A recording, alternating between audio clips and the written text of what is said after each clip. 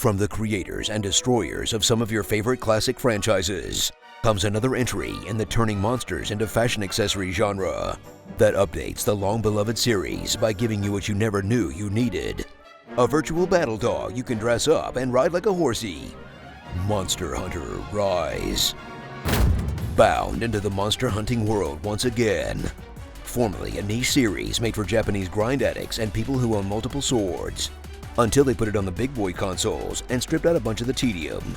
Now experience the sequel that takes that idea and Naruto runs with it, by cutting even more of that time-padding bullcrap that was standing between you and hitting dinosaurs with comically oversized weapons, while simultaneously adding plenty of new mechanics to learn and get mad about on forums, and continuing its time-honored tradition of being completely impenetrable to new players. Don't worry, internet gatekeeping guys, you still have to devote a learning a second language amount of hours to not suck.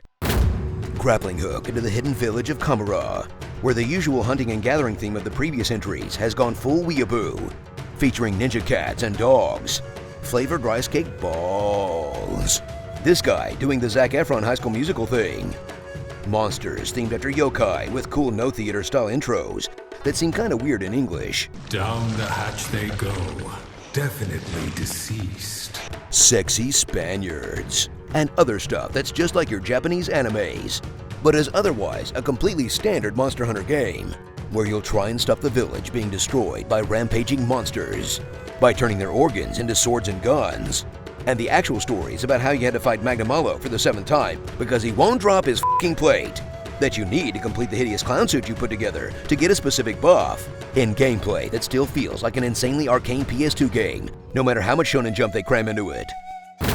Wrangle the many new gameplay shifts that crank up the speed on Monster Hunter like you snuck at some of your Ritalin, with one-hit gathers, monsters on the minimap, a dog mount you can ride on while you sharpen and eat, wire bugs, which straight up turn you into Spider-Man, and introduce the novel concept of at-will jumping to the Monhan universe, as well as powerful silk skills and aerial maneuvers that replicate Generation special moves and let you unleash some serious anime. Unless you play Insect Glaive, then you're just plain screwed. You get nothing! You lose! Rope up your foes with magical bug webbing so you can mount and drive them like a furry sedan, to deal extra damage to other monsters or just drive them into a wall for extra parts, as you recreate the Godzilla movies in real time like twice per fight, in gameplay additions that definitely devil may cryify the series to a certain extent, but ultimately don't change the fact that great sword swings take like 5 actual seconds, and you still can't figure out how the bowgun works. Well, at least you'll never have to waggle a Wiimote underwater again. Discover Rise's answer to the bad giant monster fights from previous entries.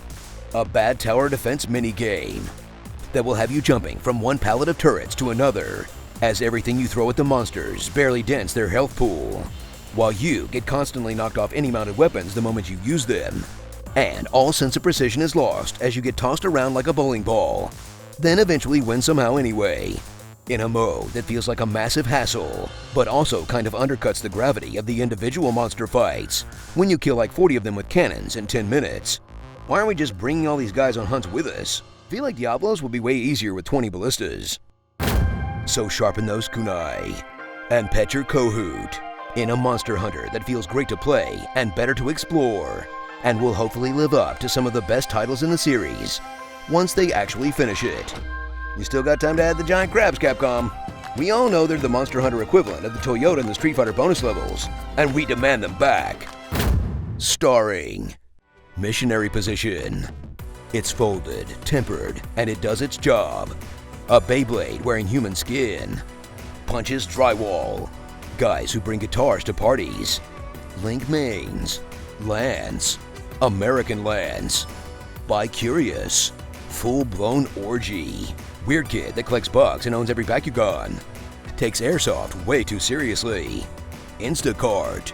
And you should totally take this archery class. They have such a great grip on deal. Naruto Monster Storm. Oh yeah, did I mention you can straight up fly in this game? That's right, folks. I just flew in from the Frozen Islands and boy, is my gun lance tired. Tell us what you'd like to hear in my epic voice in the comments below. Diamond is magic, but friendship is unbreakable.